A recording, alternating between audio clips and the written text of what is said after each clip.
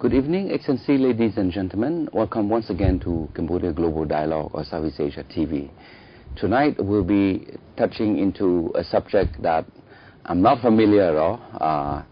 For the whole year that we have this program, we have not got into this particular thematic, but I thought that it's time we start venturing into something that not very much from the last year program, where we talk a lot about economic, trade, globalization, regionalization, a lot of stress on Cambodia future chairmanship next year.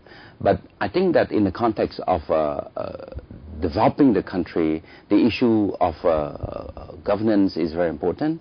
And today I decide to have a development partner from the Asian Development Bank who have a big program, you know, in the area of decentralization and deconcentration, to come and have a little introduction a bit into the subject. And we hope that this could help sort of like provide a better understanding on where does good governance, decentralization, deconcentration fits into the larger economic development of this country.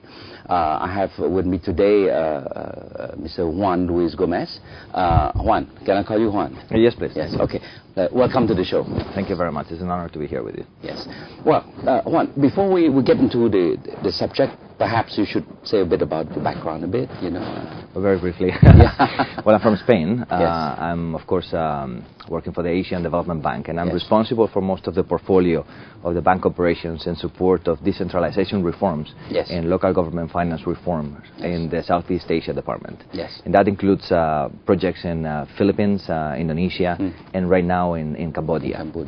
Good. Well, you know, the Royal Government Cambodia and the Asian Development Bank, they have signed a 3-year strategic partnership where we focus on various areas, you know, in terms of private sector development, in terms of infrastructure, and D&D is definitely one major component part of that. One, you know, a lot of people talk about D&D issues like that, you know, like MDG, UNDP, what are all these acronyms, but D&D is definitely something that not everybody know what it is, aside from saying D&D. Right. Perhaps you could demystify a bit, you know, the difference between the first D, which is decentralization, and the second D, which is deconcentration. With pleasure. These are definitely complex concepts and complex topics.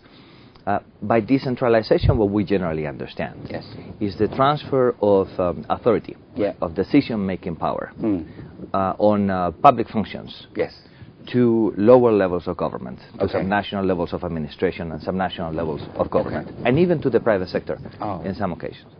Decentralization may involve 3 main different dimensions: administrative, political, and also fiscal decentralization, as it refers to the assignment of revenue sources and expenditure responsibilities across levels of government. When you decentralize the responsibility to deliver a service, for instance, primary education, or vaccination campaigns, or the maintenance of rural roads and the building of new rural roads, what you decentralize is the authority with it. So you expect subnational authorities to decide on the projects that are going to be implemented, and on the cost of those projects, and also execute their budgets. The difference with deconcentration is that in deconcentration, we're not talking about a transfer of authority. The deconcentrated functions are just performed by line ministries offices that are situated at the local level. But the accountability relationships remains with the central government level. Whereas in decentralization, with decentralized functions, the accountability is just to the local councils, and from the local councils to their jurisdictions and constituencies. And since when has the government really started tackle? Because, you know, all along since I was in the government a long time ago, we have the program, the good governance, and we mentioned a lot about it. But where are we now, and when did we start? What's the progress?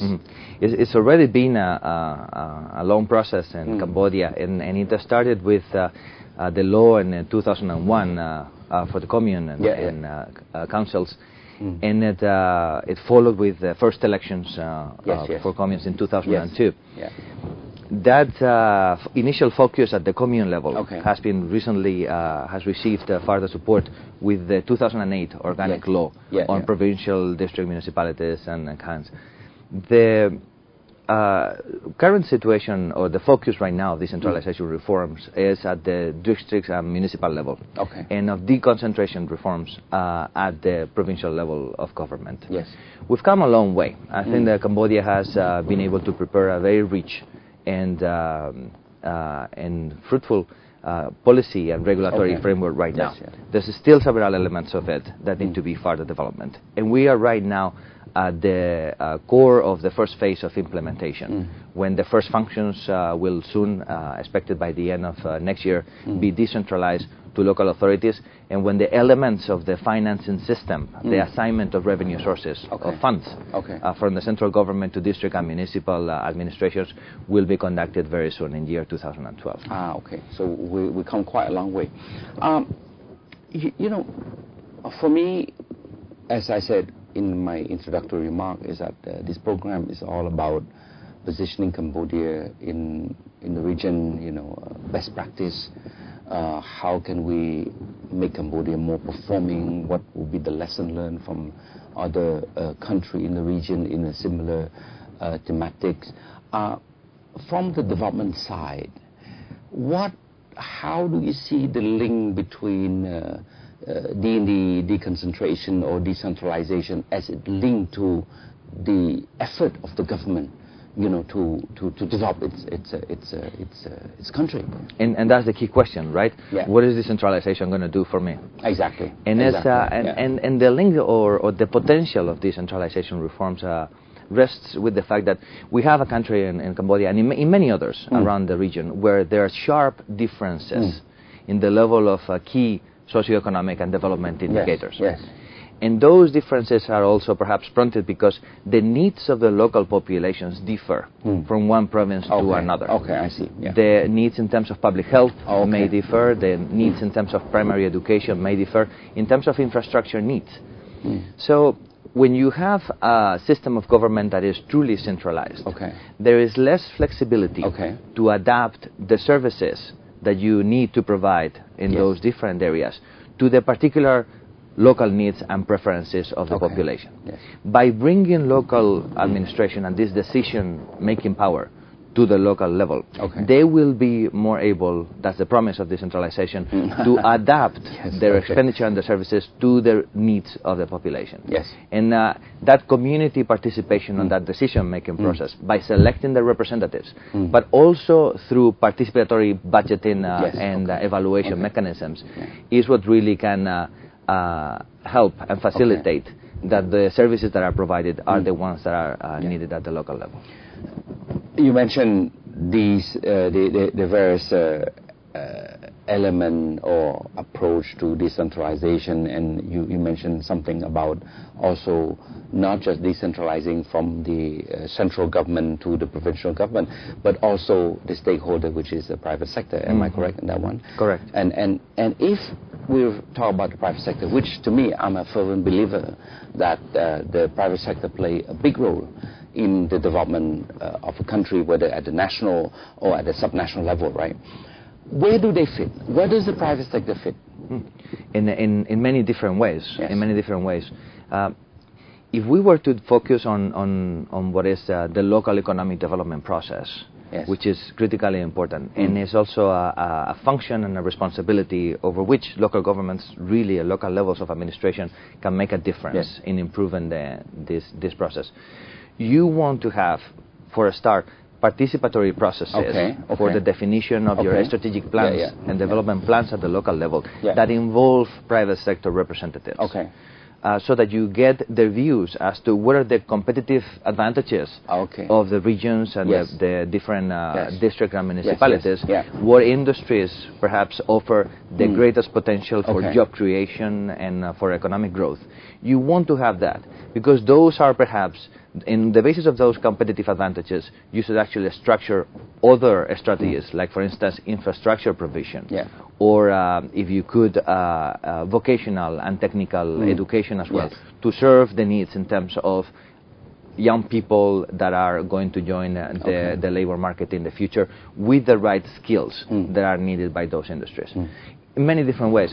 Another aspect in which the private sector is becoming more and more important is on the creation of private and public partnerships.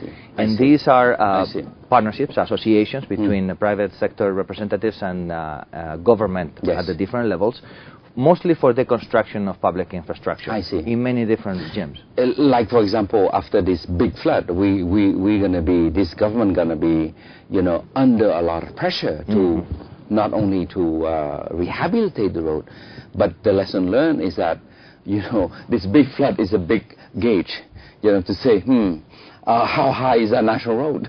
Because until you have the biggest flood, you don't know whether your road is really high enough.